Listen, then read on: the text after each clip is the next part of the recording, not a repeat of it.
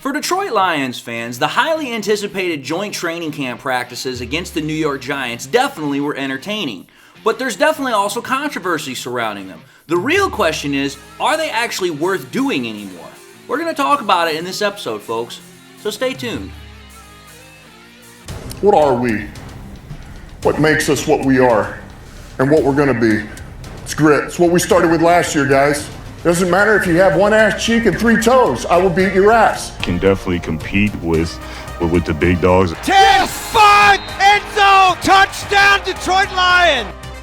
You guys are unbelievable, man. I'm telling you. We are driven by Detroit. Hello, Detroit Lions fans, and welcome on back to yet another episode of MCM Motor City Mania.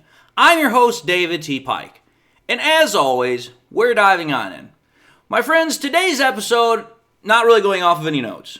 Not got any script in front of me. I'm just sitting here talking to y'all as if, we were in some sort of venue, maybe in my house, maybe out at a restaurant, and I'm just going to talk to y'all. So, here's the thing, folks. I've talked quite a bit about, the training camp observations, especially what had been happening at the joint training camp practices with the Giants. And I will say this. Other than the fact that the training camp practices with the Giants have been entertaining in the sense that, okay, we got more than what we were bargaining for than just football, there has also been an element of controversy that has come from these joint training camp practices. Now, what exactly do I mean by that? Here's what I mean. There have been quite a few people that have left comments in my comment section, and they have highlighted how they think the joint training camp practices are either dumb, they are, not really all that good, they don't really serve much of a purpose, or they just don't feel like they have any sort of value to them. And I kept thinking to myself, I was like, we just went through two joint training camp practices with the Giants, and I was like, you know what? With all the controversy that is coming out because of the fact of the skirmishes, the fights, and everything else, I was like, is there actually any sort of value? Is there actually any sort of merit to continue having joint training camp practices for the Detroit Lions? Or is it quite possible that this incident that we just had with the Giants is only but a precursor of other things to come going into the future if joint training camp practices were to continue? And I thought, you know what? This would make a rather interesting conversation. This would make a rather interesting video segment. So, here's my thoughts on the matter. Joint training camp practices.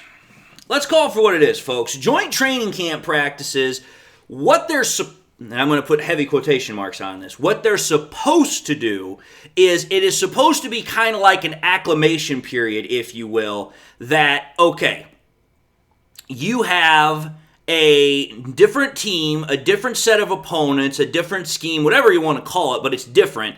You have something else other than yourself, your players, people that you've had to deal with the entire offseason in your own training camp to go up against. So that way, first and foremost, you can already start getting an idea about what you may or may not face when you go into the regular season.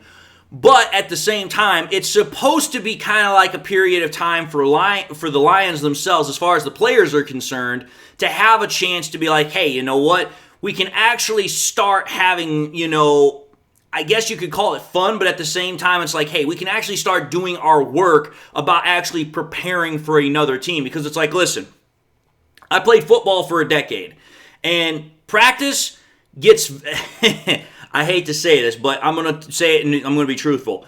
Practicing against your own teammates, while there is a certain amount of fun, there is a certain amount of competitive nature in that regard, after a while, it kind of gets boring, and after a while, it kind of loses the value that you would like to have, because you know what your teammates are going to most likely do. You know how to prepare for them. You know their moves. You know what they're good at. You know what they're not good at. Whereas when you're facing somebody that you don't deal with on a normal occasion, now you've got to start thinking in a sense. Now you've got to start preparing. Now you've got to start actually being ready for anything to happen, because it's like, hey, I do not go up against this person in practice every single day or 5 times out of the week. It's like, I don't know what this person's going to do, so I have to be ready for anything. So the joint training camp practices, in one sense, it's supposed to kind of get you out of that, what I'd like to call autopilot mode, and start actually getting you engaged into what you are most likely going to deal with once you get to actually playing against opposing teams that are not going to do what you would normally be, anticipating in practice from players that are already on your own team and you've dealt with them for weeks on end. And that is what training camp practices like that are supposed to do. It's to try and give you a good indicator. It's trying to give you as much of a kind of like a preamble, if you will, to be like, hey, this is what you're going to expect once you get to the regular season. Now, obviously, for veterans, they already know that. But for guys like rookies or for guys that are trying to make their first NFL team, those things are absolutely crucial.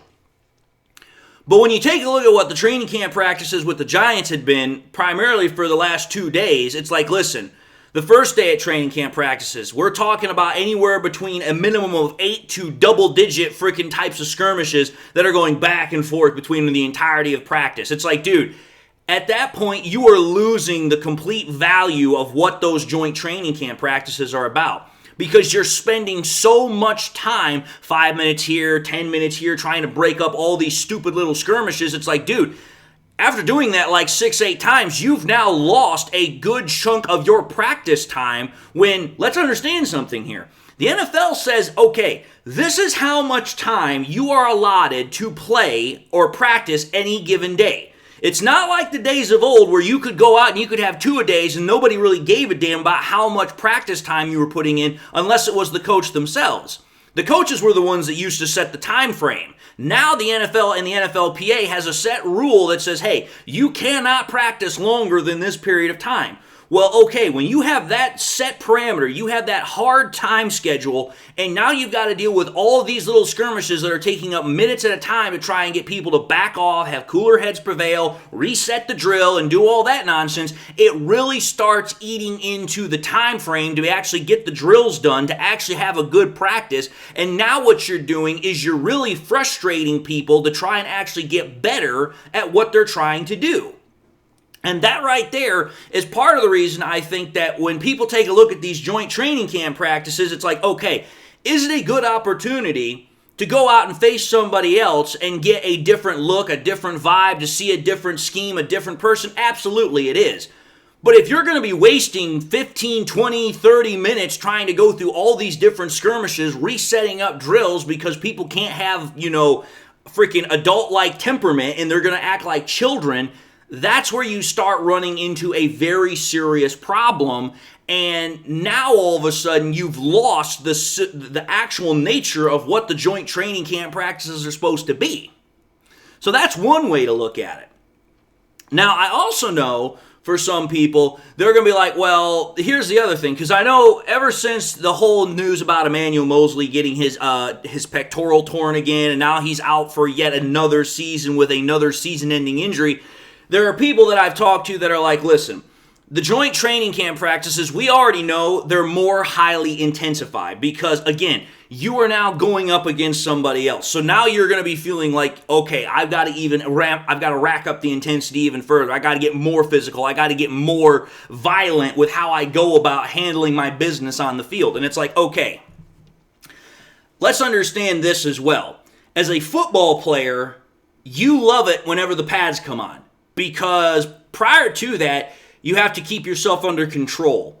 I remember what it was like prior to the actual season starting. At best, what we were allowed was a helmet. So it was like, hey, yeah, you have a helmet on, but you can't go out there. You can't be tackling people. You can't be getting physical. The best you can do is really wrap people up, and that's about it.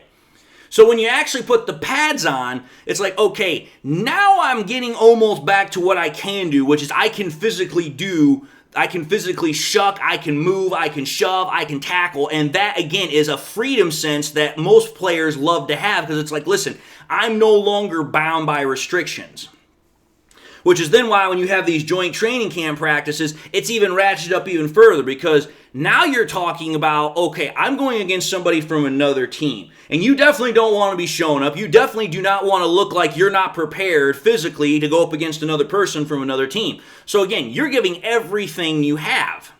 And again, some people are like, well, then that also means that you have a heightened sense of possible injury happening. Which, let's understand something.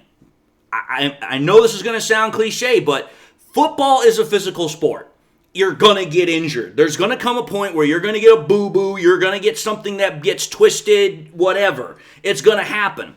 But I understand also when people want to talk about the whole Emmanuel Mosley thing, it's like, yeah, that's something any team does not want to deal with. You don't want to have injuries like that because now it sets a player back in a ridiculous long period of time. But let's understand something here. Let's go back to Hard Knocks, if you will. And let's go back to when, Dan Campbell had that speech with the players, and he's talking about, listen, guys, I'm not crazy. And he's talking about how I have to do all these different things because that's what the science is telling me, because that's going to get your bodies ready for when you go through this grinding of the freaking actual season. Listen, I understand that for some people, they do not like it when they hear players getting injured, like Kevin Zeitler or Terrion Arnold. I know that. I don't like hearing it either, but it's like, listen, you also cannot put these players inside of a bubble and tell them, oh, well, we're not going to do anything that's going to potentially put you at risk for injury or heighten your risk for injury by getting things more intensified or more physical. You can't do that.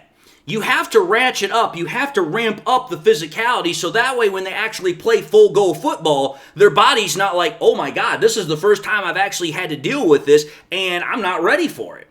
Because if you do that, the injuries are going to be even worse. They're going to be more because if the body is not ready for it, your body will let you know, we weren't expecting this, bro, and now we're going to shut down on you.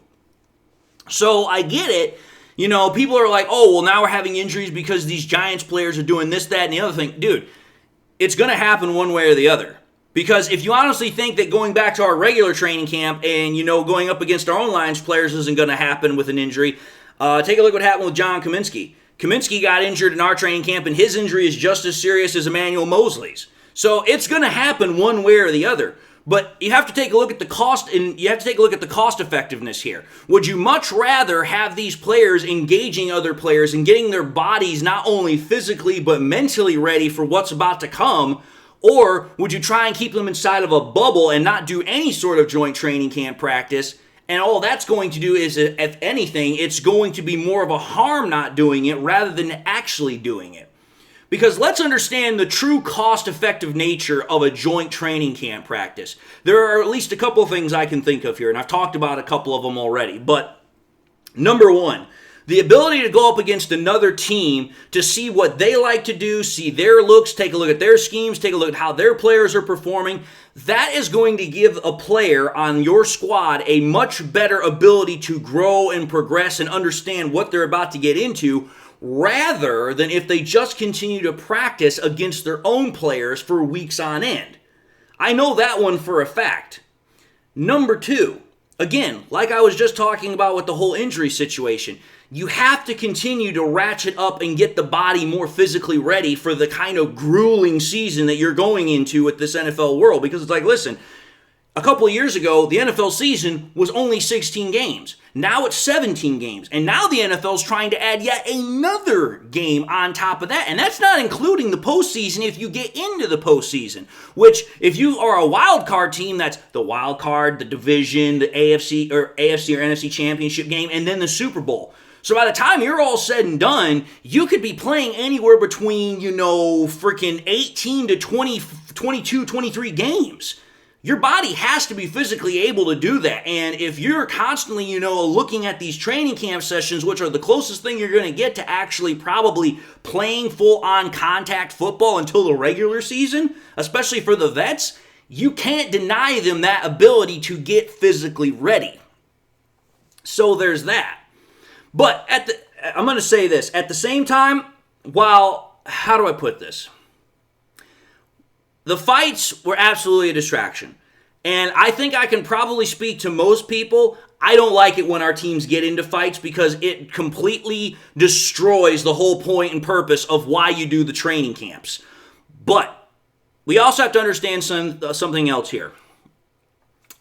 The Lions right now, and this is talking about what's happened over the last couple of years, the Lions are now the hunted. They're not the hunters, which let's understand this. Being the hunted, that means you are going to have people that are going to come after you. They are going to try and elicit a response out of you. They are going to try and do whatever they can to make you look bad. They are going to try and do whatever they can to get you to do something you're not supposed to do on a football field that is from a rule standpoint. And let's call it for what it is. The Giants, over the last 2 days of training camp practice, they were absolutely dirty. They were throwing cheap shots. They were doing whatever they had to do. They were doing whatever they could do to try and get the Lions to do something to respond to them. And again, you take a look at the training camp films that have been coming out about, with Amon-Ra St. Brown, and the one that happened yesterday also with, Kirby Joseph and Malik Neighbors. It's like, dude, our Lions players understand that. But the Lions are not also going to just be like, hey, even though we understand that people are going to now start coming after us, that doesn't mean we're going to stand down either. We're not just going to be like, oh, well, you know what? People are going to be that kind of way and we're not going to respond to them. No, we're going to respond. And again, understanding that adversity is out there. Understanding that there are now teams that are not only mentally going to try and, screw around with you, but physically try and screw around with you, try to do anything they can within the confines of the rules to, mess you up. That is something you also have to be prepared for because, again, knowing about it is one thing, but actually experiencing it is another thing entirely. Again, I had a pastor growing up that he had probably one of the best phrases I have ever heard in my life, and it's the truth. Experience is the best teacher, but it's also the harshest. Until you experience something, it is not quite the same thing as just knowing that it's going to happen or knowing about it. Sometimes the best way to actually learn something is by actually going through it, by actually doing it, because then you gain a greater appreciation for what is going on. So for me, it's like, okay, I understand there's controversy about these joint training camp practices, and there's multiple areas upon where the controversy lies. But overall, I'm going to say this. Despite the fights, despite the fact that time was lost because of them, despite the injuries, despite all the other stuff that we're now hearing and everybody's now started getting a little bit worried about it, I still think the joint training camp practices have value. I still think that, regardless of everything else that's happened this time, they are still a valuable tool to get a football team ready for the regular season. And if you're the Detroit Lions, let's understand something here. We all know we're gunning for a Super Bowl. That is our ultimate end goal. That is our prize that we have got our eyes on. Well, let's realize this. You want to take advantage of every possible resource that you have to try and get your team in the best position to succeed. And I'm going to say this right now. Regardless of all the other bullcrap that happened over the last 2 days with those training camp practices, I can guarantee you this 100%.